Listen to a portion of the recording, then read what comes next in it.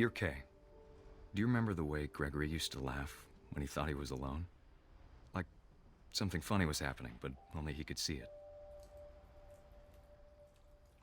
I think he saw things the rest of us don't.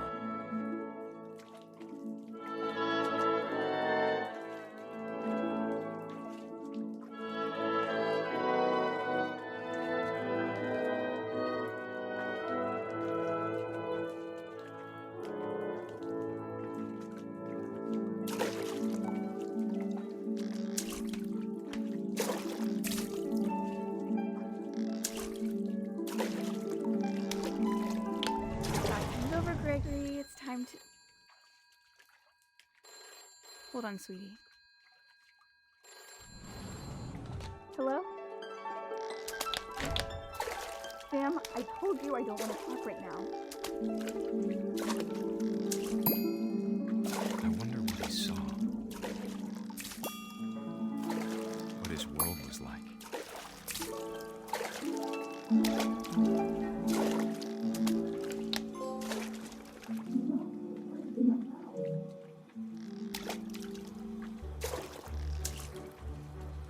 Reminded me so much of Calvin. Lost in his imagination. Whatever it was, he saw.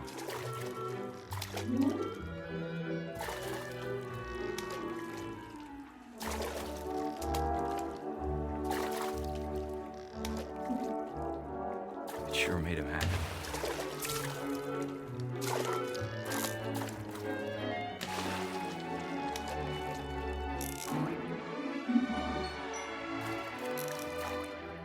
How silly it sounds.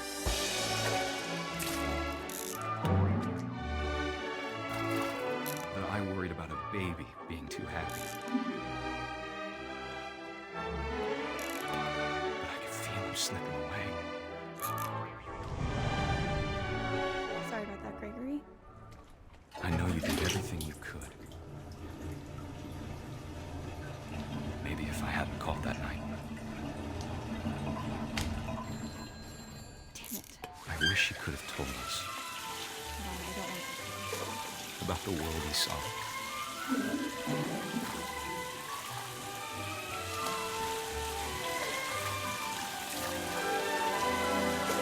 There's so much I don't understand. About Gregory. About everything.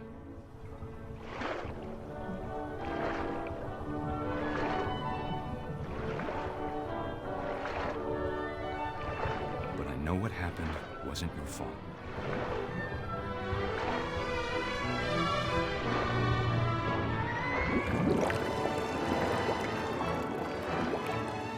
I'm sure he's happy. And he'd want you to be happy too. Good luck, Kay. Love, Sam.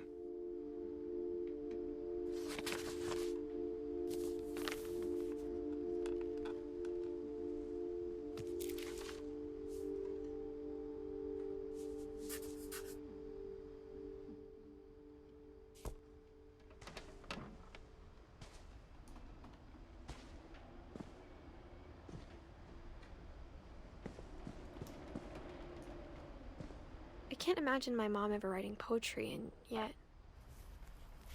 A poem for Gus, who always said the wedding was a bad idea. Our father never hit us kids, at least not very hard, before the day my brother said with teenage disregard that he'd be dead before he'd see a wedding in our yard.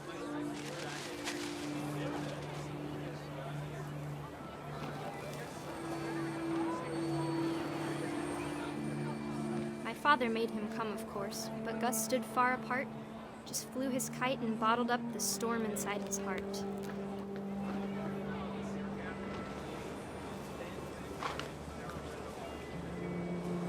I tried to talk him out of it, but though he'd never met her, "We don't need a stepmom," were the words that I now pronounce you husband and wife.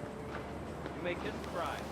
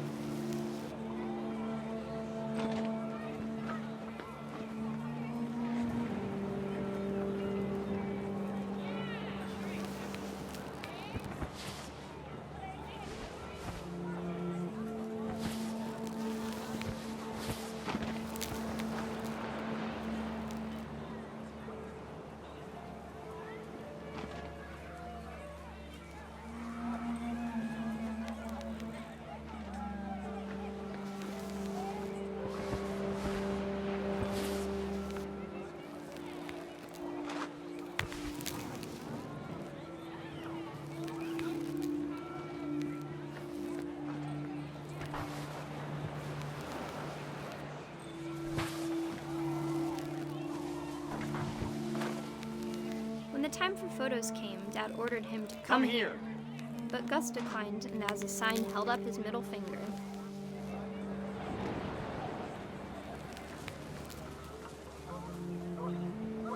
The wind picked up, and panicked geese appeared and quickly went.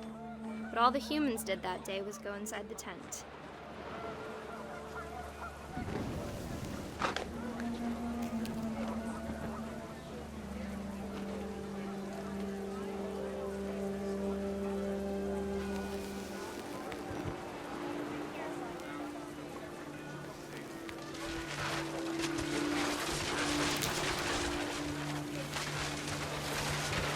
The rain came down in buckets then, but no one seemed afraid that nature might destroy the tent our dad had crudely made.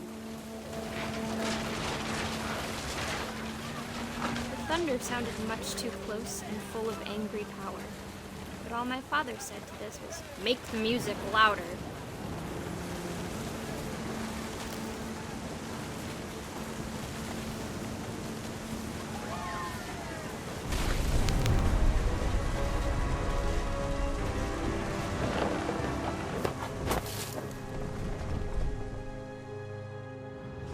I wish that I could truly say I thought about you on that day. Out there on the beach alone, just you, the wind, the sea, and foam. But I didn't, until we found you.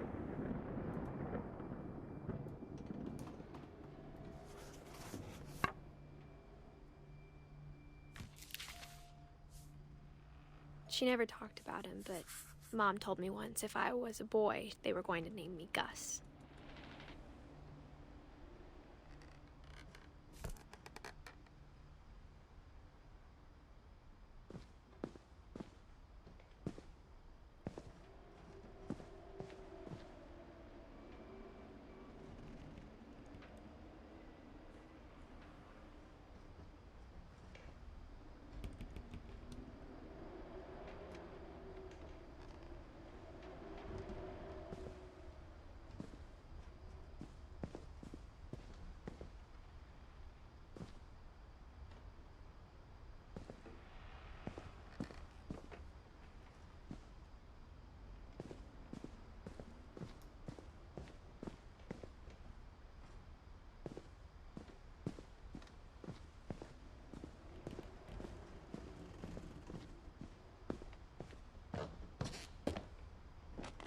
My mom moved up to the loft after her brothers died.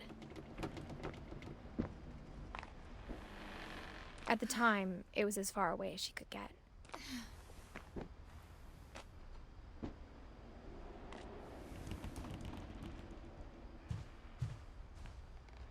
She spent a summer building houses in Calcutta, where she met my dad, Sanjay.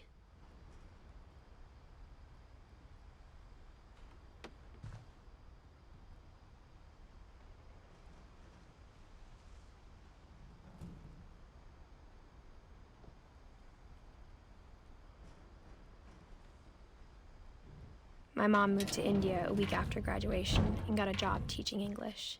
Louis was born a year later.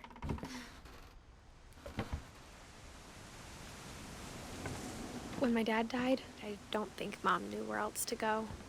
I'm sure Edie was happy to have her back. The house had to get a little bigger, but Edie was used to that.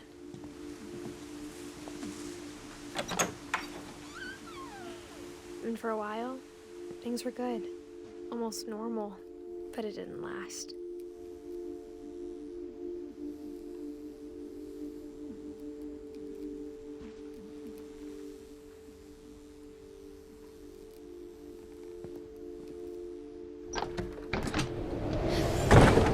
The beginning of the end was Milton's 10th birthday, when Edie gave him a castle.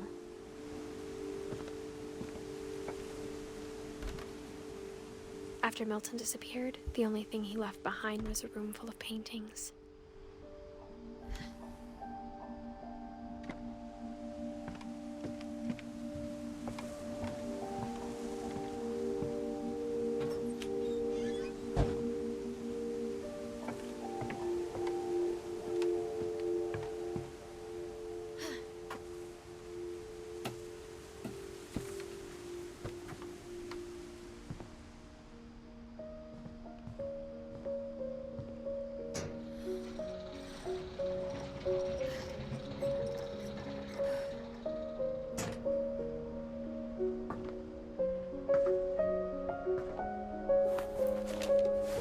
Milton Finch in The Magic Paintbrush.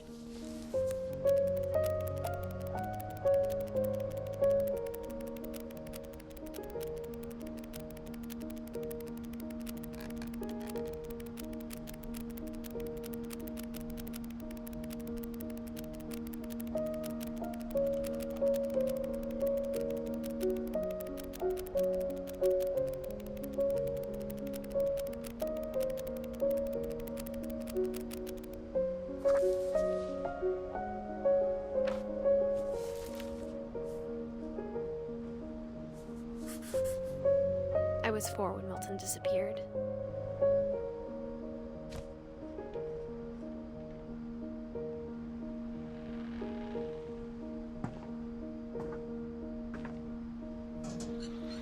Mom spent months searching for my brother. Then she sealed the doors.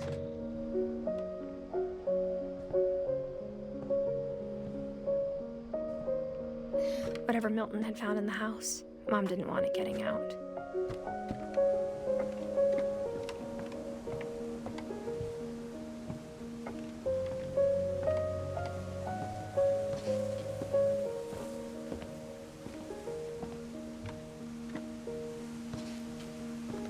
Mom definitely blamed Edie, but I think Lewis blamed himself.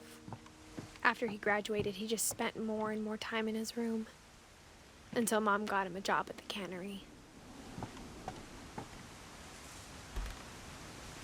Everyone always told me to stay out of Lewis's room, except Lewis.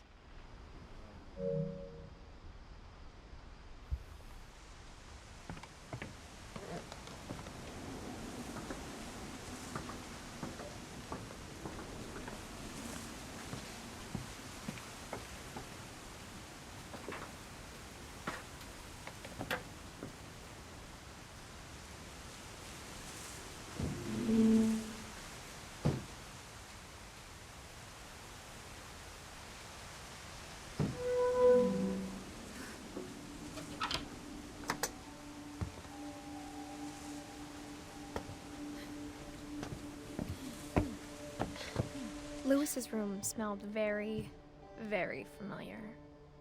That part of him lived on.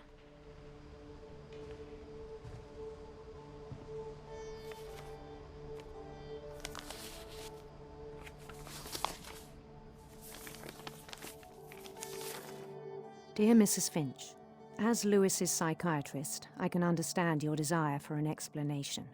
As I see it, the trouble began in January, shortly after we convinced your son to seek treatment for substance abuse. Newly sober, I believe Lewis first noticed the monotony of his daily life.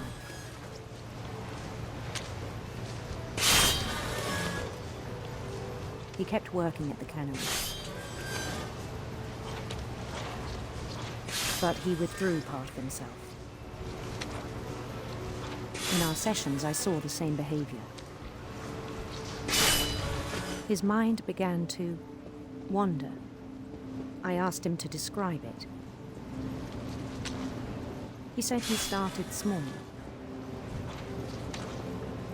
imagining a labyrinth. He'd feel his way about. Then something moved. Bats. And toads.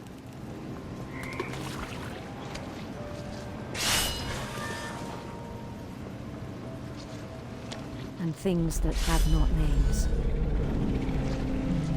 He knew it was all in his head.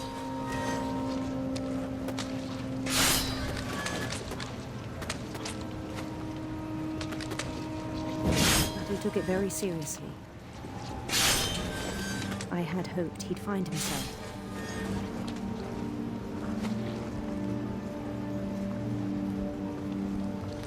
But he found something more.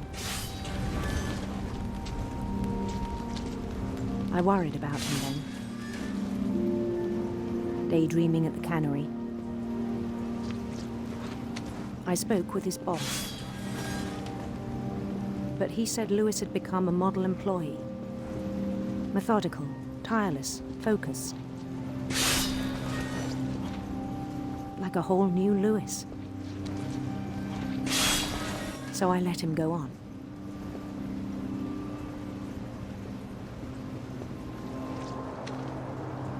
I even encouraged him. It seemed very promising at first. He told me he'd made a new friend.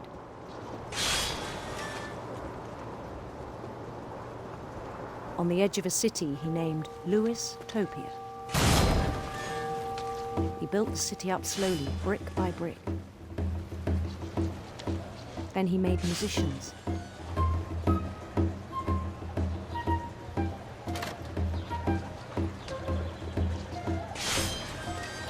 And songs for them to play. He talked about starting a band. And he was always humming something. Every day his imagination grew stronger.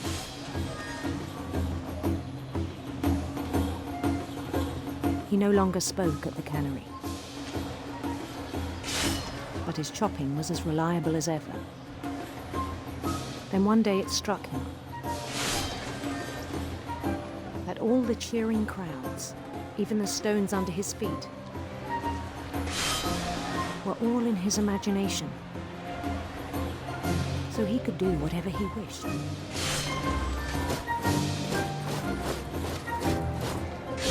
He held an election for mayor.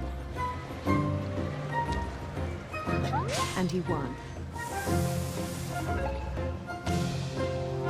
They begged him to stay, but his mind was already wandering. It became a game for him.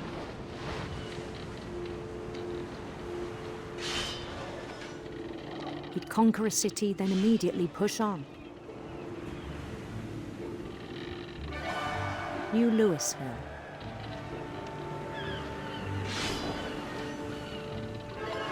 St. Louis. He started drifting away from our reality.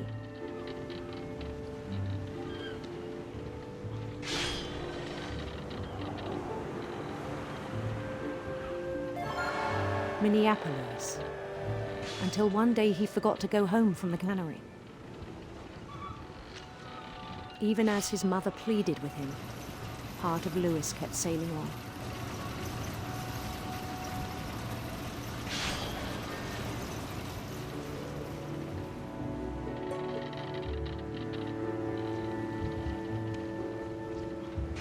In Louisburg, he heard rumors of a handsome queen.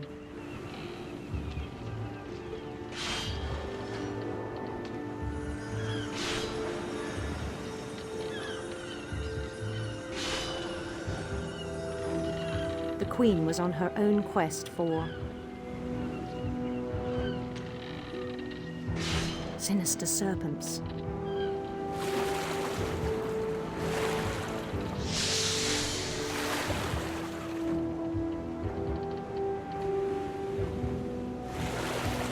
He followed the sound of her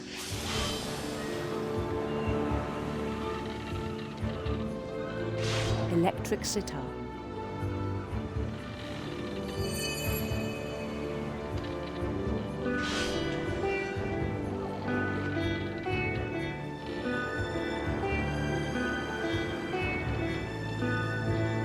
His chase led him to a golden palace east of the sun and west of the moon. Even then, his logic remained sound. He knew the world was all in his imagination.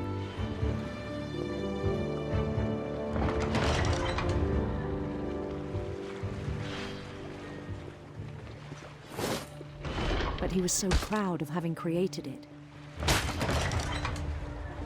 In his own eyes, he'd become something greater than a king.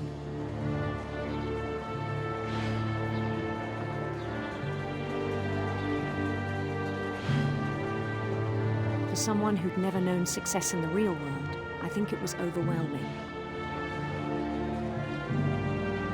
And then it struck him that the real Louis was not the one chopping salmon, but the one climbing the steps of a golden palace.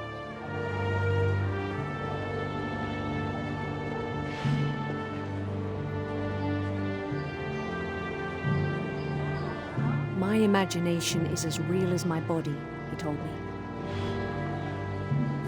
It was hard to argue with him.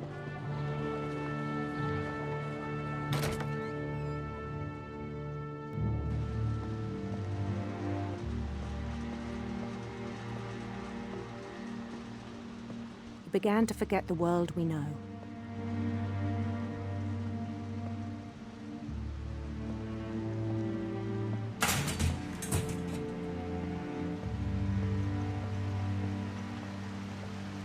I think it pained him to remember Lewis, the cannery worker.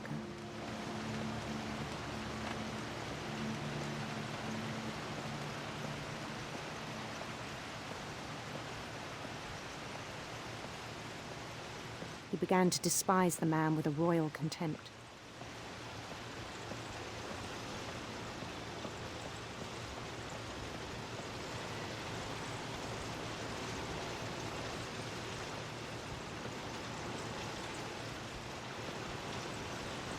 I still thought I could save him.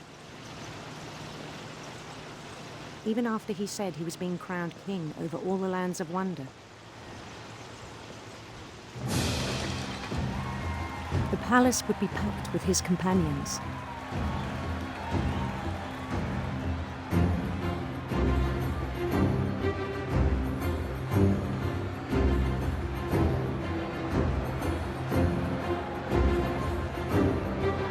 Including the wise Calico who'd insisted on inviting him.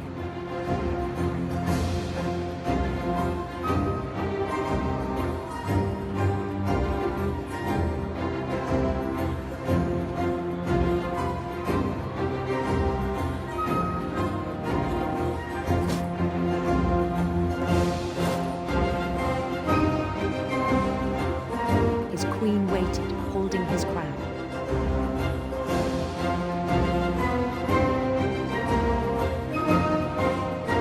There was only one thing left to do.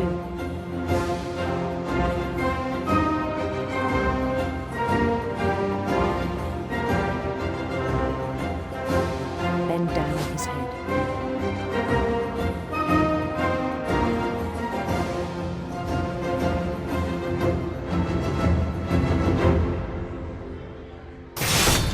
And the rest I think you know. Mrs. Finch, your son was a kind man who will be missed by all of us who knew him.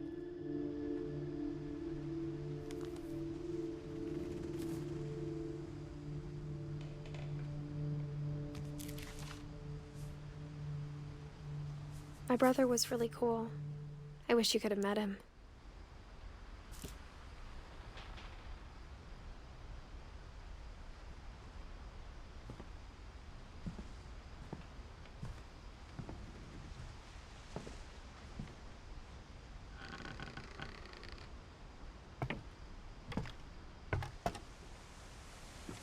On the way back from Lewis's funeral, my mom told me to start packing. She waited until the day before we left to tell Edie.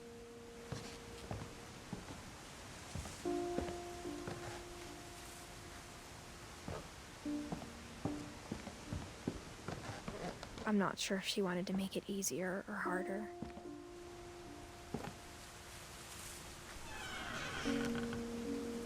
I wish we'd stayed. But I understand why we left.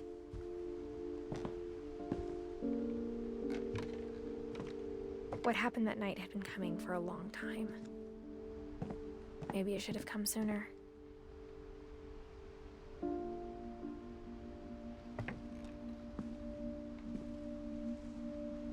But it had to end one way or another. All that's left now is to tell you about that last night.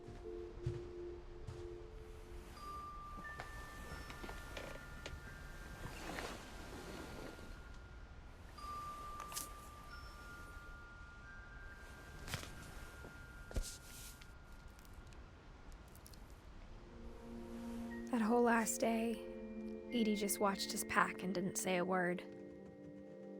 Until supper, when she raised her glass and said, "To our final night together, and all our final nights apart." Grandma, You know what I said about alcohol. Some of your medications are very Edith, specific. I left a present for you in the hallway. Why don't you go open it? The grown-ups have to argue now. I'm sorry, you're right. We're all leaving tomorrow. Let's just enjoy our last... I'm not leaving. Edith, you're excused.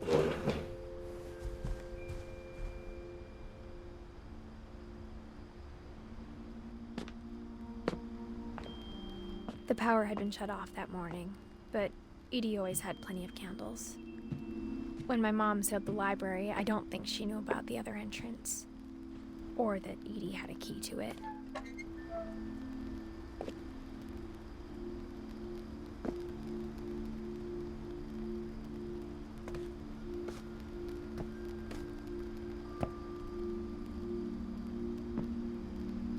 That thing you're afraid of isn't going to end when you leave the house. Edith has a right to know these stories. My children are dead because of your stories. I think it's best if Edith and I leave tonight. We'll have the nursing home send a van for you in the morning, okay?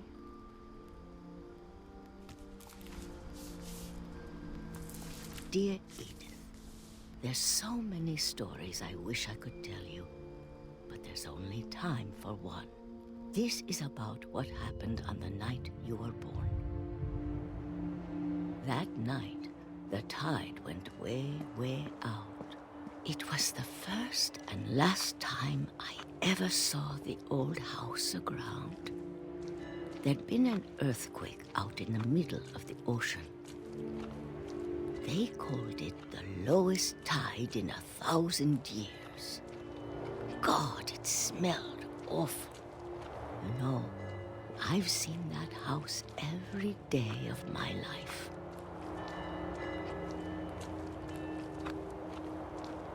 But I never thought I'd go back to it. When the fog rolled in, I lost my way.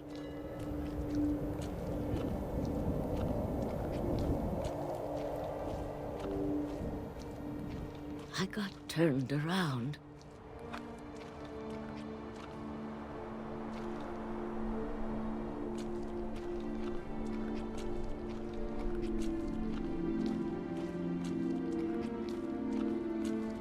I started seeing things.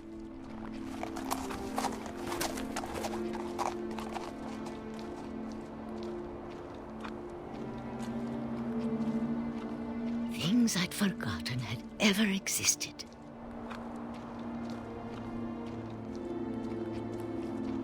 But when I saw them, they felt like old friends.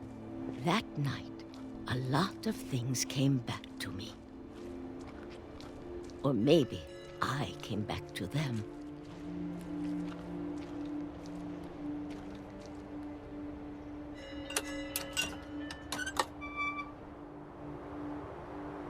Things I can't explain, but that I need you to try and... Edith, what are you doing in here?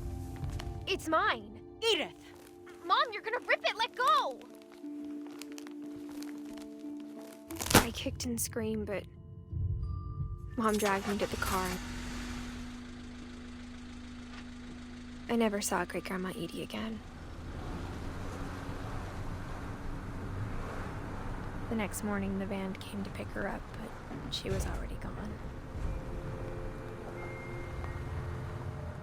After that, we moved around a lot.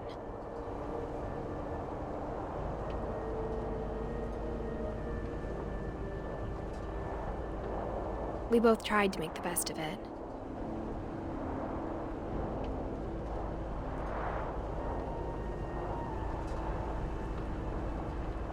A few years went by.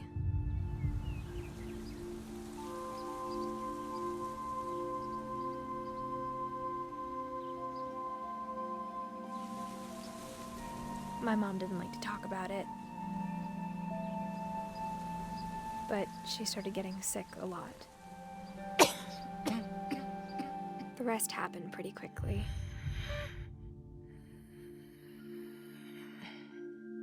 She got better for a while, and then she didn't.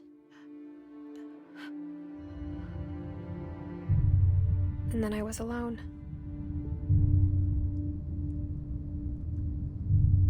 The last Finch left alive.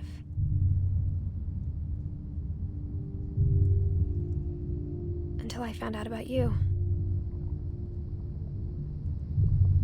I'm still not sure what to tell you about all this. If we lived forever, maybe we'd have time to understand things. But as it is, I think the best we can do is try to open our eyes. And appreciate how strange and brief all of this is. This journal was supposed to be for you. But now I hope you'll never see it. I just want to meet you and tell you all these stories myself. But I guess if you're reading this now, things didn't work out that way.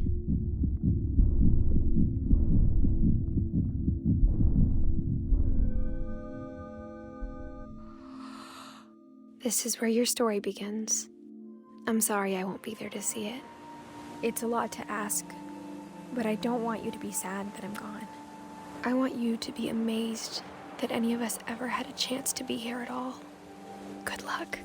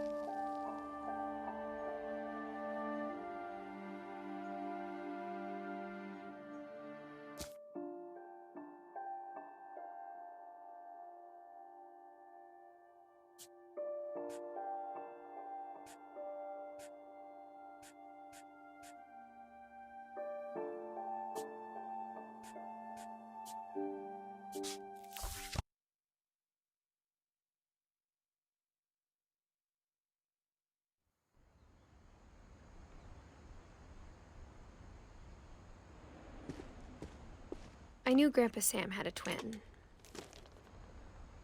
and that he never talked about him. I guess my grandpa didn't like history any more than my mom did.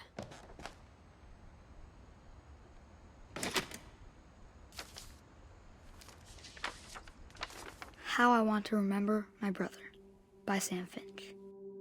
The thing I remember is that when he made up his mind, that was it. My brother said he'd die before he ate another mushroom, and he did.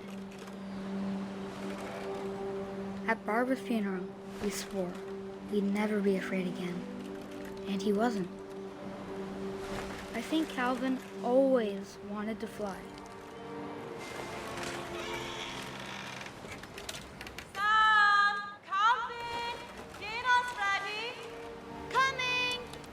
But that day, he finally made up his mind to do it. I told him going around was impossible. Maybe if I hadn't said that. Calvin, I'm not gonna tell you again. Maybe if the wind hadn't picked up. Then maybe he'd still be here. But I doubt it. I think he'd already made up his mind.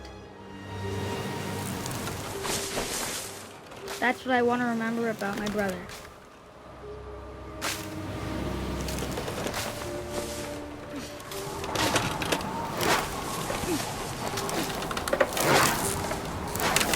The day he made up his mind to fly. And he did.